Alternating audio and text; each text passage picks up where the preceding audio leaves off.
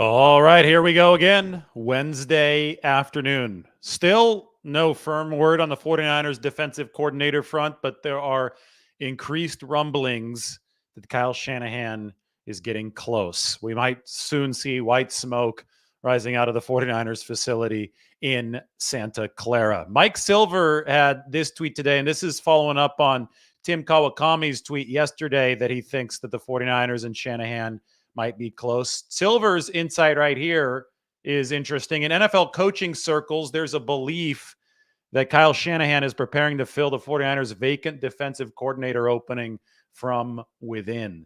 That said, this has been one of the most secretive searches in recent memory. So until there's an announcement, feel free to dream those big dreams. So Mike Silver speculates, or at least according to his NFL coaching connections, that this could be an internal hire. But he also couches that saying that the 49ers aren't leaking anything right now. They're keeping this very close to the vest. And if that's the case, who knows? Maybe a big splashy name, maybe a Bill Belichick or a Pete Carroll around the corner. I've never thought that was likely. We've emphasized that.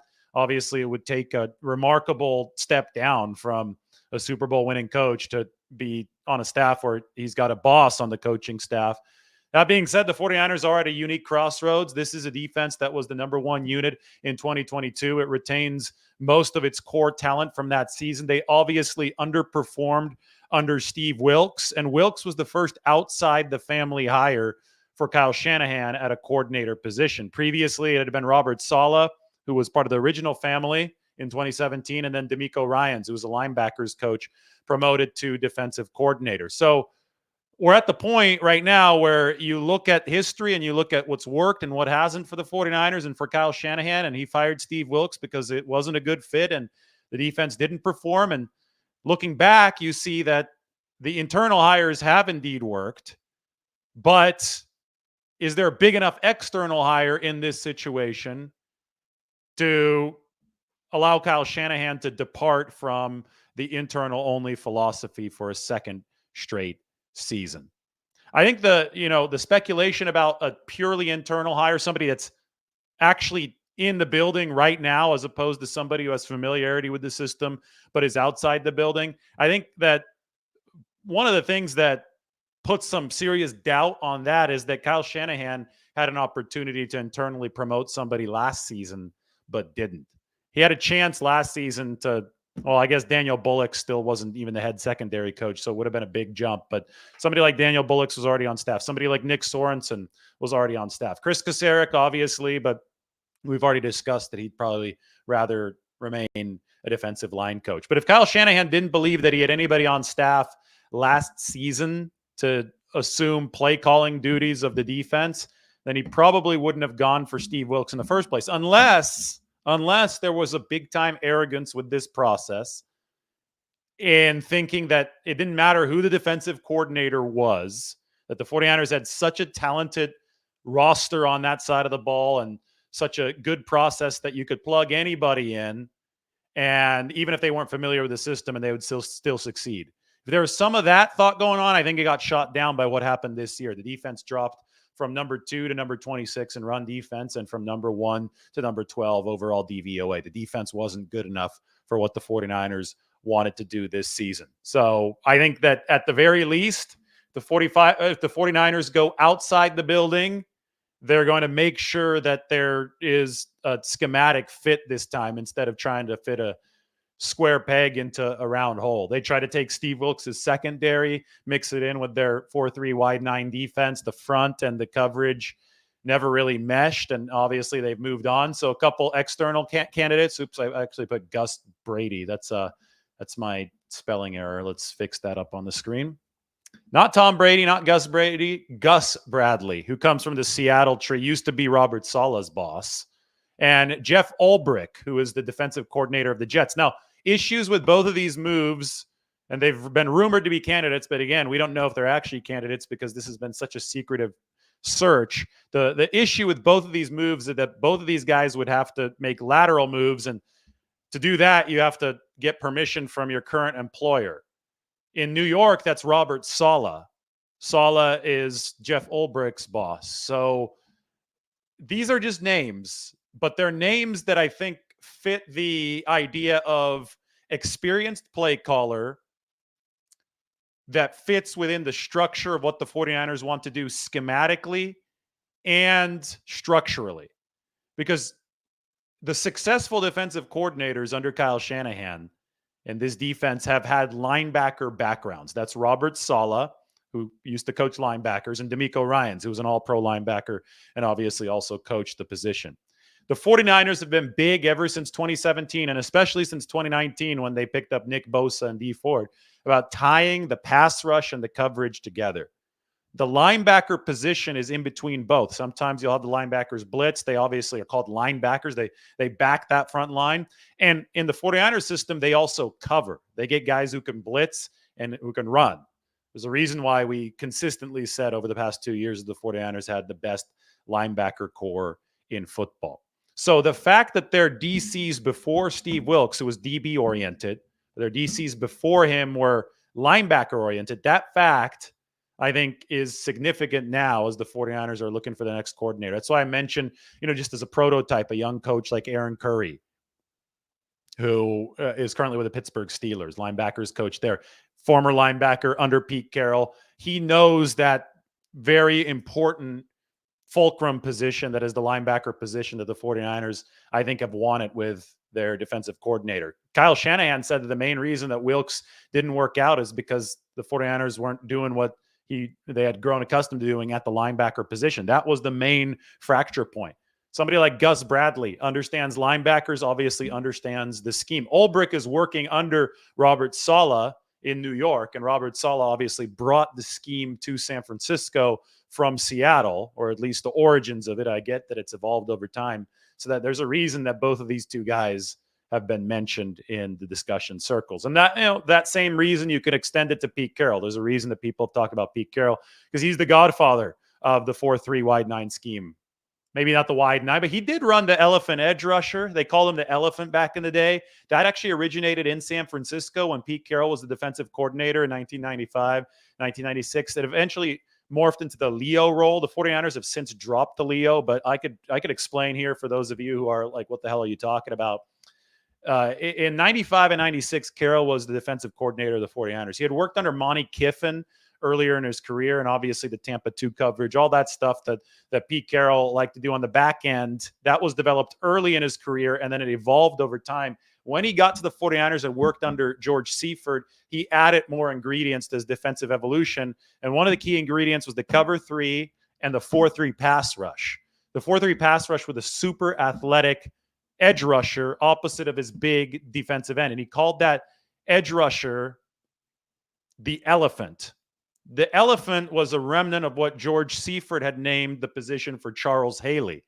Charles Haley was no longer around with the 49ers when Pete Carroll was their defensive coordinator in 1995 and 1996, but they had the elephant position. That ultimately turned into the Leo edge rushing position.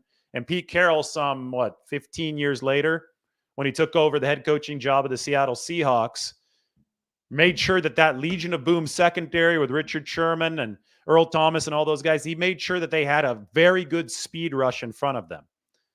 Pete Carroll was all about combining rushing coverage. He had to bring those two together. So coverage, obviously, you got Sherman, Thomas and company, a really, really good back end in Seattle. But up front at that Leo position, they had Cliff Averill, who was one of the best speed rushers in the game at the time.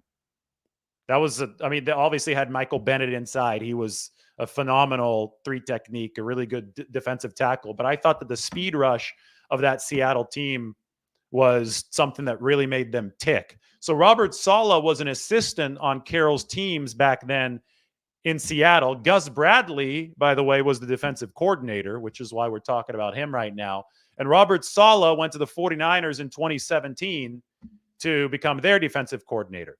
He brought the 4-3 cover 3 stuff from Seattle, including the Leo edge rushing position. Cliff Averill was a 240-something pounder, a real speed rusher, a lot lighter than defensive ends at the time were, and he was just roaring around the edge. Robert Saleh wanted the same thing with the 49ers. Their first 2 years in San Francisco, 2017 and 2018, their pass rush sucked.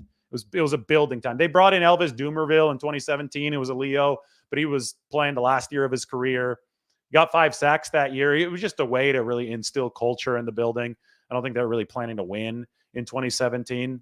But by 2019, the 49ers, they were starting to push their chips in, and they drafted Nick Bosa, and they traded for and signed Dee Ford, who, when he was healthy, was the prototypical Leo edge rusher. And you saw from snap one in that 2019 season what the vision was, because the 49ers actually started realizing it when both Bosa and Ford were healthy.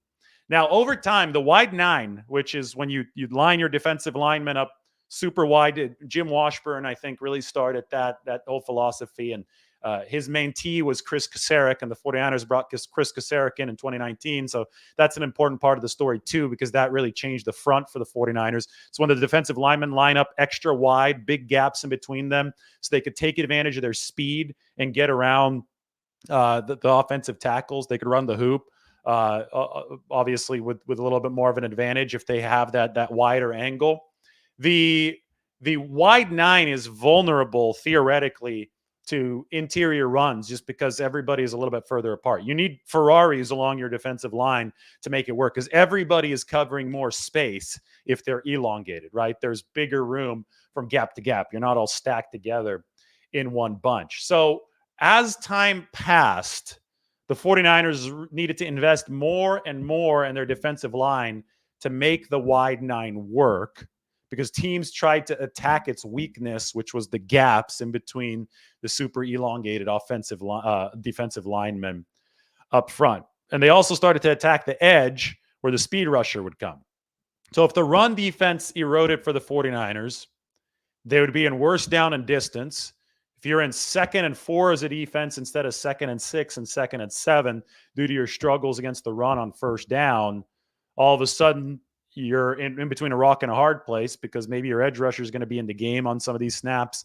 And if you're 240-something pound edge rushers in the game, the opposing offense may run at him. He's lighter because he's built to pass rush, but then they could run on him because he can't take on the offensive tackle or whoever's trying to block him. That becomes an issue. So what we've seen for the 49ers is an evolution over the course of their time with Shanahan and the Saleh system and the DeMeco Ryan system. The evolution up front has seen them replace the Leo prototype, the light edge rusher on the outside, with a heavier edge rusher that's about 260 to 270 pounds.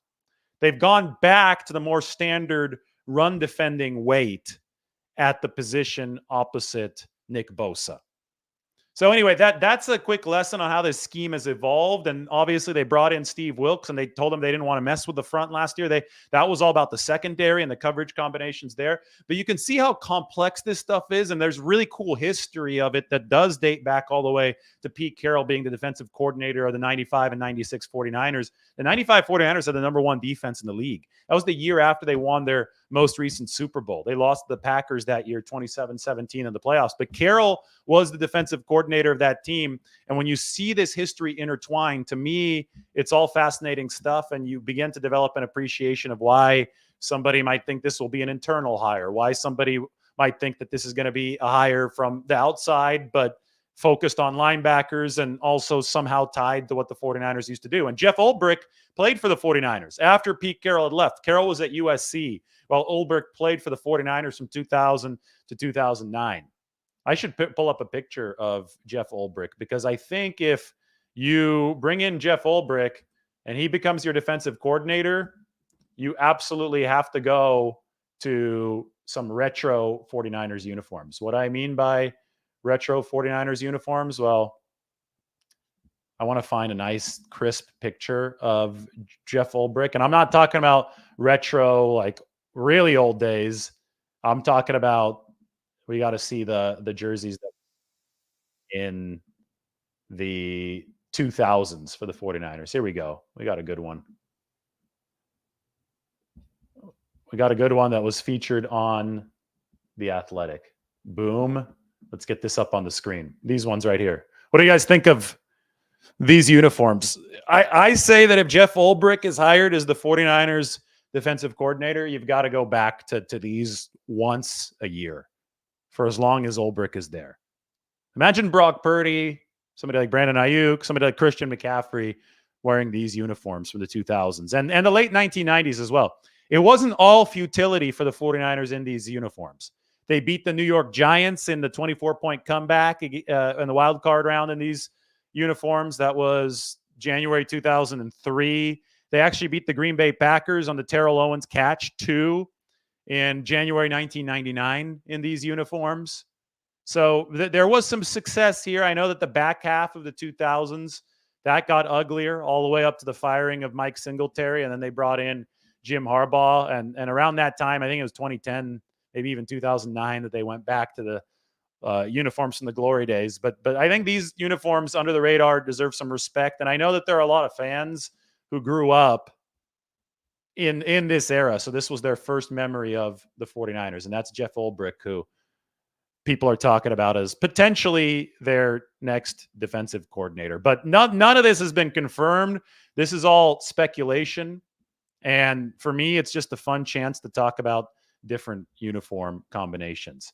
I'm going to go forward with a salary cap update here in a little bit, but I am checking to see what people think of these uniforms first. You got somebody who thinks they're not great uniforms. Is Navarro Bowman coaching for Jim Harbaugh? He is. They hired Navarro Bowman in LA. I will always want to say San Diego, and sometimes I will say San Diego intentionally when I'm referring to the Chargers. But Navarro Bowman, it's been over 10 years since he closed down Candlestick Park with that interception. Speaking of Candlestick Park and a linebacker returning a turnover, I'm guessing this is an interception, but maybe it's a fumble. This isn't a linebacker for the 49ers making a return at Candlestick. How do I know? Because they've got those red uniforms on. Looks like a home game. It looks like a late afternoon home game at Candlestick Park, probably late in the season after shadows have taken over. You can see in his helmet, you could see the reflection of the stadium lights, but you can tell it's not fully dark in that picture. As Spencer points out, the Chargers don't play any home games. It's all on the road at SoFi Stadium. Vance wants these uniforms with black cleats. I mean, it looks, any uniform talk is going to be polarizing. Ernie SFO doesn't like the black stripes on the helmets. Some people just say no to these uniforms. But I think it's a nostalgia thing for a lot of teams. I'll tell you what, anything would be better than the all black uniforms the 49ers wore on, I believe it was opening day 2015, and then they wore them in week 3 of 2017. Those ones look tacky. Those ones weren't good. But something like this has actual history. The franchise wore these for a long time. There were playoff wins. There were great moments in these uniforms. And I think that a lot of people will agree that they wouldn't mind seeing them for a game a season. Go for broke is okay with what they're wearing now. Well, they wear two different things now. They wear their, the traditional uniforms of the 80s with maybe a couple modifications. They also wear the 94 throwbacks, which are all actually throwbacks to way earlier in that century. They're throwbacks on top of throwbacks. So I think you're only allowed 2 throwback games a year, or maybe more. Maybe you're allowed 4 now. But either way, you'd probably have to take away one of the 94 throwback games to go to these. And I get it. The 49ers haven't won a Super Bowl since that 1994 season.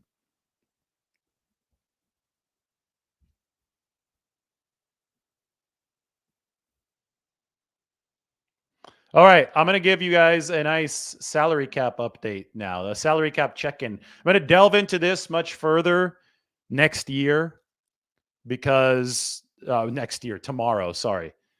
Don't worry, it's not going to take me an entire year to delve further into the salary cap, but by tomorrow, I'll have this big article coming out on The Athletic, which I'll invite all of you to check out. For today, this is already available, and I tweeted out the links. This is a check-in on the 49ers salary cap situation because there's just a lot of misinformation out there, and people are talking as if they have crunched the numbers, and they haven't, and then they're just kind of retweeting speculation.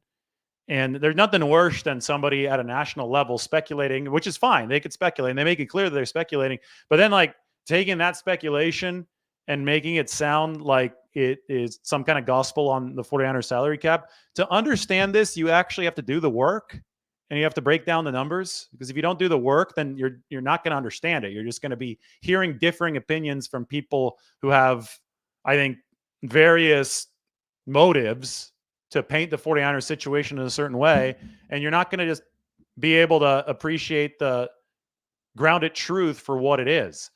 In this document, I have the 49ers 2024 and 2025 salary cap situations. As you can see here on the bottom, right under salary cap check-in, you can toggle 2025 and 2024. And this is based on a projected 53-man roster. This is not an offseason cap. This is a projected 53. The cap number for the 2024 season is not yet out. There's been speculation that it might approach 250 million, but nobody's sure yet. So everything that we're dealing with right now is still very rudimentary because we need the actual 2024 cap number and we need the actual 2025 cap number to truly know the exact numbers for that season. But we can look ahead and get ballpark estimates. And my 53-man projection, which currently has 41 players on it for the 49ers, shows that with the $38 million in carryover of unused money from last year, plus a $250 million cap, so we're for now, we just have to assume the 49ers will have $7.5 million with about 12 spots left to fill.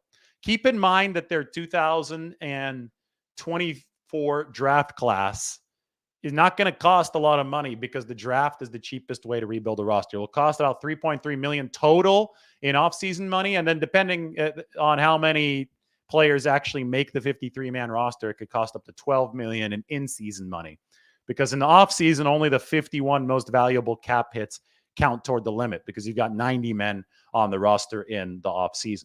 But either way, the bottom line is that the 49ers are not direly over the salary cap in 2024. It's just not the case. They look to be in position to be able to keep their core. Now, that doesn't mean that they won't start looking ahead to 2025. And I just toggled to 2025, and that season starts to look a whole lot hairier. You've already got $238.69 million in liabilities in 2025 across only 27 players. And remember, that's the season when Brock Purdy is probably going to get a massive new deal. But the main point is that the true inflection point doesn't start until 2025. They can start doing some pre-work for 2025 now, and unused salary cap space in 24 rolls over to 25. I remember all the big-time restructures that the 49ers made at the start of this past season. They opened up about 41 million of cap space, and they only ended up using about 3 million of it during the 2023 season. And then they let they're going to let the remaining 38 million roll over into 2024. And that's given them some breathing room. Now, they're still going to have to restructure some contracts. But the point is that there's plenty to be restructured, I think, in a relatively sustainable fashion to make 2024 work. In fact, the 49ers can restructure up to $98 million of free space. They could generate that through the restructures this season. You obviously don't want to push too much back into 2025 because that's already crowded and the whole Purdy thing is going to be looming. But you also have outs in 2025. The 49ers are playing a game of poker right now. And if you want to, run that analogy, they have pushed so many chips to the middle of the table for 2024 as far as what their centerpiece roster is going to be. You can't get rid of Deebo Samuel without incurring a big financial dead money penalty, $21 million, and you'd only be saving $6 or $7 million. Somebody like Javon Hargrave, if you traded Javon Hargrave this year, you would actually lose $9 million of cap space. It'd be more expensive to get rid of Javon Hargrave than it would be to keep him.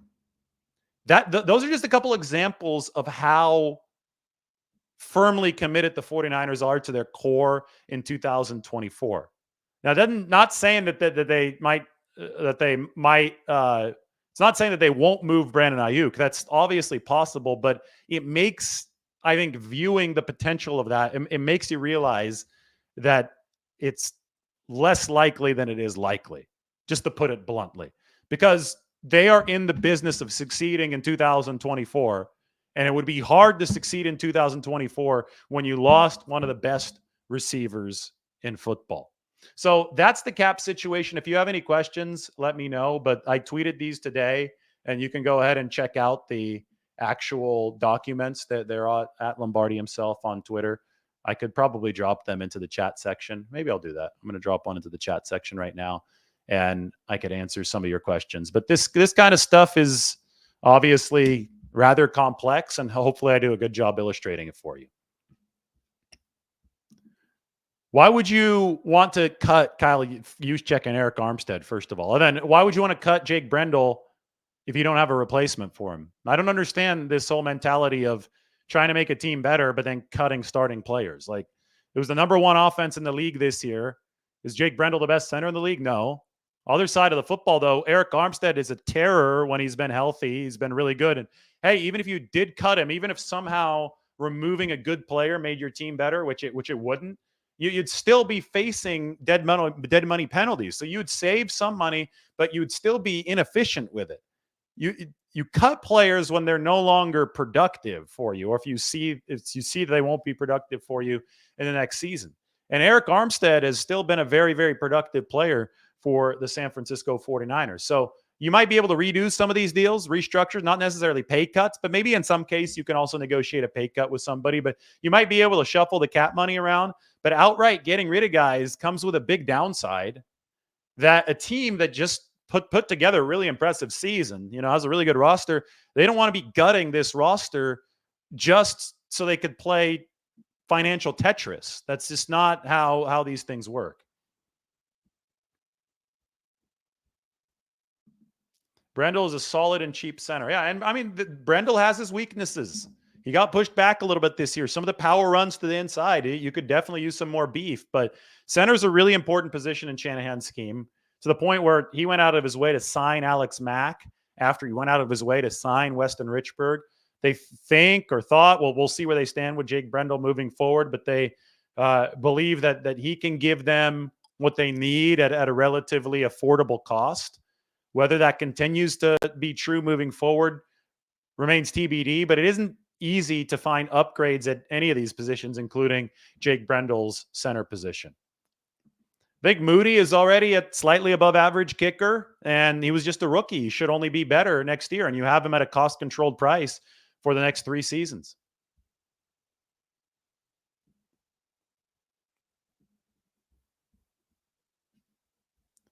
If the form is not clear, you can always go to here, the link, which is in the chat section. You can actually check out the link to the form. It should be clear on your screen.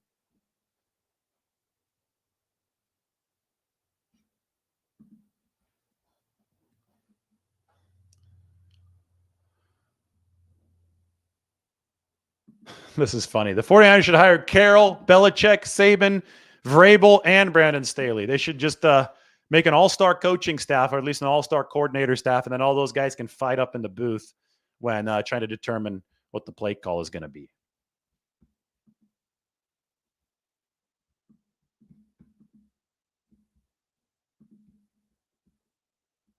I think it was a joke, Gregus. I think Andrew's a regular viewer. I think he was just joking around.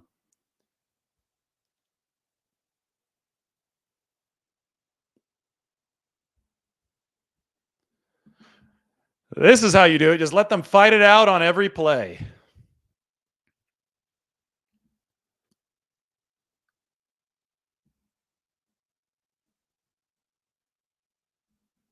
It could be the next reality show. Whoever wins becomes the defensive coordinator.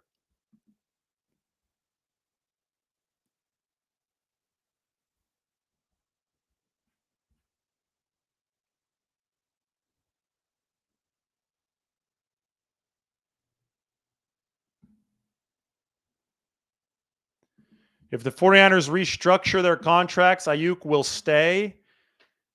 I mean, restructure is not a pay cut. Let's make sure that we illustrate that. You're just changing when the money hits the cap, and it's got to hit the cap at some point. So if you determine, you could keep Brandon Aiyuk without paying him technically, right? Because he's already under that guaranteed 5th-year option, 14.1 or 14.2 million.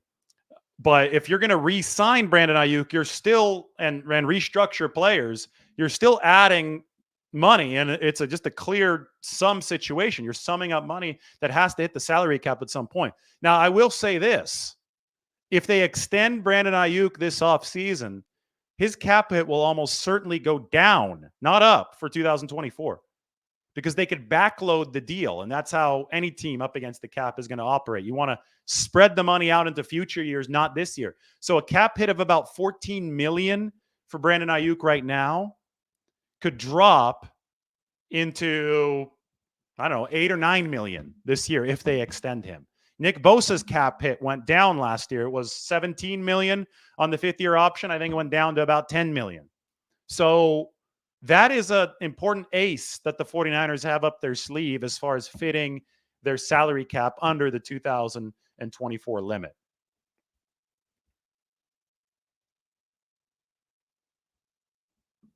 Gopher Broke is not a fan of the 3-4. I don't think Nick Bosa would be either. I don't think Kyle Shanahan would be too keen on switching midstream. That might have been a sticking point last year when they were talking with Vic Fangio. Vic Fangio wanted to bring in his own front, his own scheme. He runs the 3-4. He ran it back when Bowman and Willis were in San Francisco, and the 49ers went with Steve Wilkes instead. And as we know now, and what we learned this shortly after he was hired, Shanahan said, you have to keep the 4-3. You can bring your own secondary, but everything else you've got to integrate with. He didn't let Wilkes bring any of his assistants. All that stuff was a really big deal. It was an ambitious swing, I thought. And it might have been overly confident, as I mentioned earlier in the show, but it was a big swing to try to take the best of both worlds. It was a have your cake and eat it too kind of thing. I talked about it a couple months after the hiring because I got some really good thoughts from Kyle Shanahan and Steve Wilkes on it. And ultimately, it just didn't fit. It was a round peg trying to fit into a square hole. And the 49ers moved on after one season. So we'll see how this next defensive coordinator will fit. We'll see if Kyle Shanahan almost certainly, I think, will temper his aggressiveness with this hire as far as if he does bring in an outsider that runs a different scheme, he's not going to be so aggressive that he wants that outsider to meld with his own scheme. If he brings in an outsider, he's going to let him run his defense. If he brings in an outsider that has already been part of the family, that knows some of the scheme, that's already much easier to meld in with your own defense, right? Or he could just promote somebody from within, although I get the feeling that he would have already done that last season had it been a viable opportunity. That being said, a year's a long time, and maybe stuff is developed on the 49ers staff. Maybe Kyle Shanahan does feel that one of his internal candidates has already accumulated enough experience.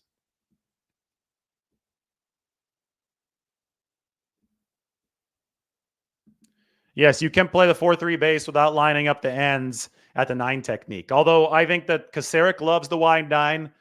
The wide 9, when executed properly, and if you have the defensive tackles and the linebackers, the flow in the middle to take care of that extra space that's there because of the elongated alignment. If you've got the middle of the field on lock, edge rushers love it. Nick Bosa loves it. Like Chase Young had a sack running the hoop in the Super Bowl. They'll love it. It could generate big time sacks, but you have to have a lot of star power. You've got to be really good in the middle of that defense and on the second level.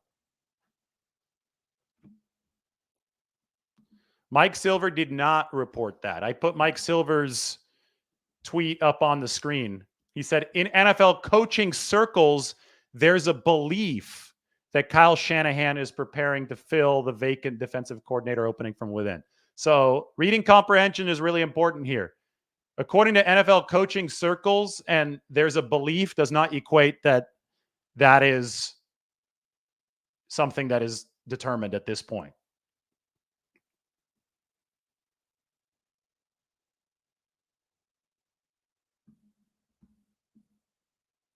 Has Johnny Holland ever wanted to be a defensive coordinator? I'm not sure. I don't know where Johnny stands on that. I mean, Johnny's battled through a lot over the past couple of years, dealing with the multiple myeloma. Obviously, there was a leave of absence there. 49ers have done their best to support him. Doing much better now, obviously, has been with the team now, back with the team for quite some time. So that is not something that I don't think the media has ever broached that with Johnny Holland, their linebackers coach. And we'll see moving forward. Again, I think you ask an interesting and good question because the linebackers position and the coaches of that position, they've been so tied to success as defensive coordinators in this 49ers scheme.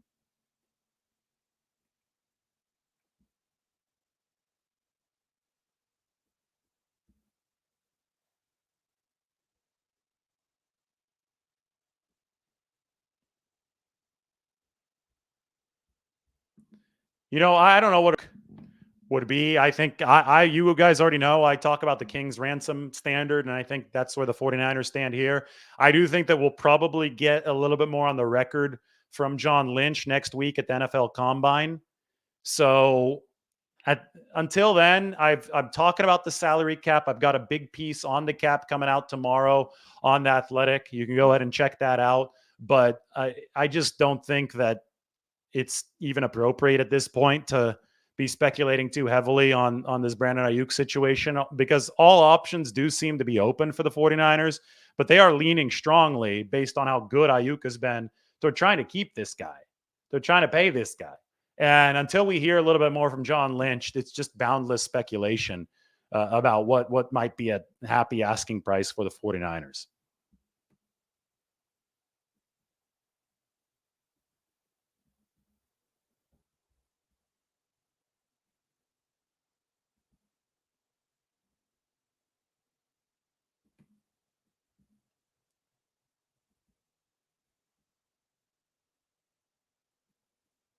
When do you think that Trent Williams is going to retire?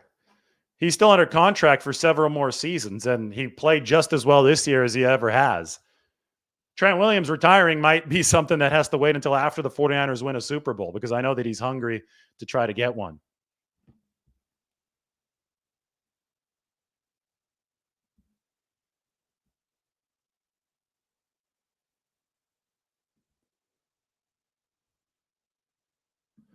Kyle Shanahan has had an offensive coordinator before. Mike McDaniel had the title of offensive coordinator. Shanahan is always going to be the play caller. And you trust me, you want Shanahan to be your play caller. Yes, he's got a lot on his plate, but that's why it's so important that he has a strong, powerful coach at the top of the defensive room, so that guy can handle the defense. And when it became clear that the Steve Wilks thing wasn't working out, that might have added a little bit more to Kyle Shanahan's plate, right? So Shanahan is a great play caller. Is he a perfect play caller? No, nobody is. Did it take a little long to adjust there at the start of the second half to the really good stuff that Steve Spagnuolo was doing? Of course. But the best case for the 49ers on the offensive side is to surround Kyle Shanahan with as much good, young, offensive coaching talent that meshes well with him, and then let the rest fall where it may. Because Shanahan's not going to give up calling plays, nor should he. I mean, this was the number one offense, guys, in the NFL this past season. He's built this offense, including its quarterback, Brock Purdy, into something that's really impressive and is going to give the 49ers a solid chance on a year-in, year-out basis.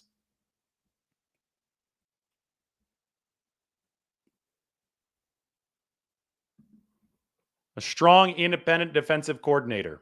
And I think, they hope that Steve Wilks was going to be able to work within what they were already doing to give them that. Unfortunately, it didn't work. So now they're on the market again, looking for a defensive coordinator a year later.